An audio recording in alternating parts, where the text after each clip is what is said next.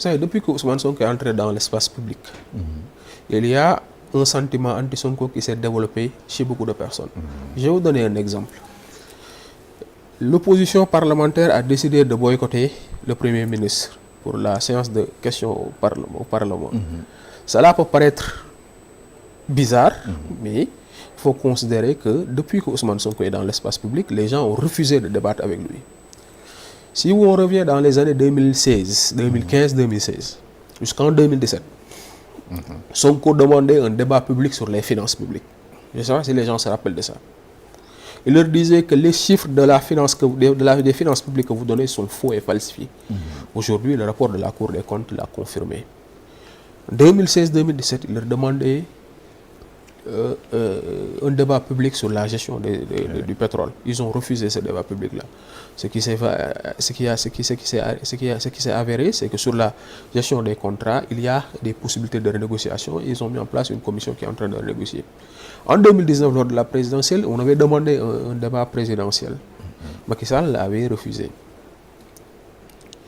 Ces mêmes pratiques-là, aujourd'hui, se répercutent à l'Assemblée nationale. L'opposition face à Ousmane Sonko n'a qu'une stratégie. C'est la diabolisation et la fuite en avant. Et je pense que c'est irresponsable d'une opposition parlementaire de faire une fuite en avant face à un Premier ministre qui vient à l'Assemblée nationale. Et c'est la première fois dans l'histoire du Sénégal qu'on voit un Premier ministre venir très régulièrement à l'Assemblée nationale pour parler aux députés, mais aussi parler au peuple, par l'intermédiaire de la représentation nationale. Donc cette posture-là de l'opposition parlementaire est une posture très irresponsable. Et aujourd'hui, on a entendu Tafsir Thioye, par exemple, dire que il a été député pendant 3 ou 4 législatures. Il n'a jamais vu un aussi fort niveau d'implication de l'opposition et des non-inscrits au niveau de l'Assemblée nationale. Et il faut féliciter en ce sens-là le président de l'Assemblée nationale, El Hadji Malick Ndiaye. D'accord, très bien. Nous allons revenir tout à l'heure sur la partie technique avec Diamniadio et le Lac Rose. Mais vous n'êtes pas de PASTEF. Vous êtes du parti MRDS de l'imam Mame Mbaye Niang. Oui. Voilà.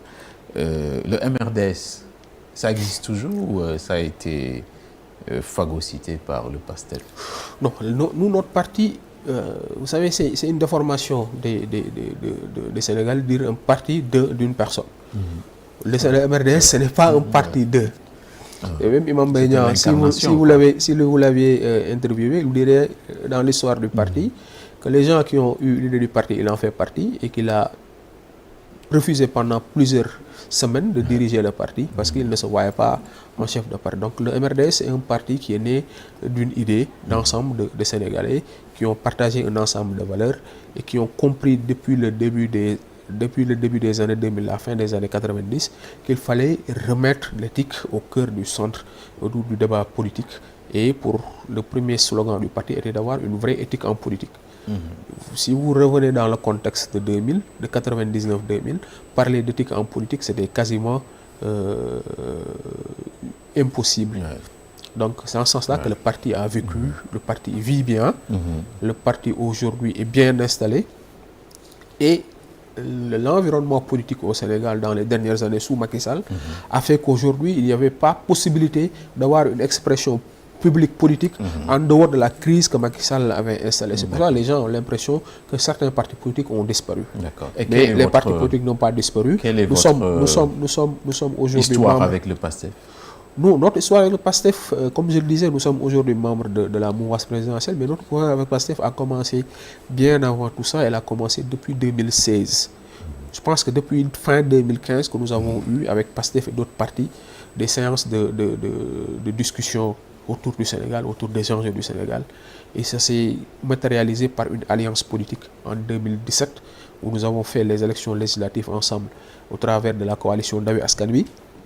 Et nous, MRDS, sortant d'une posture avec 2 députés, nous avions accepté de prendre Ousmane Sonko comme tête de liste parce que nous avions vu le potentiel et il a été notre tête de liste, il a été député. Pour la petite histoire, Ce qui fait que moi, j'ai une estime un peu plus grande dans Ousmane Sonko.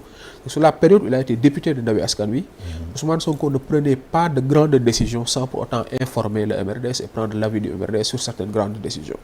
Il pouvait faire comme tout le monde. Il est député, voilà, ne parlait qu'avec son parti. Donc c'est quelqu'un qui aujourd'hui a cette capacité aujourd'hui d'écoute et de prise en compte de l'avis de ses partenaires. Et nous avons fait ensemble l'ensemble des élections en cours jusqu'à la présidentielle de 2024 qui a porté au pouvoir le président de la République, Bassirou Diomaye Diakhar Faye. D'accord.